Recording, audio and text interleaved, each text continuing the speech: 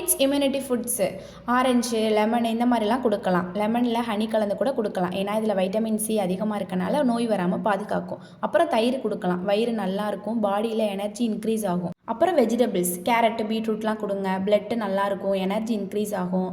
அப்புறம் பாதாம், முந்திரி, ஏன்னா பிரெயினோட வளர்ச்சி நல்லாயிருக்கும். அப்புறம் பாலில் வந்து டெய்லி மஞ்சள் தூள் போட்டு கொடுங்க தூங்குறதுக்கு முன்னாடி, நல்லது. அப்புறம் ஃப்ரூட்ஸில் பார்த்தா பப்பாளி, ஆப்பிள், வாழைப்பழம் தினமும் ஒரு பழம் கொடுங்க.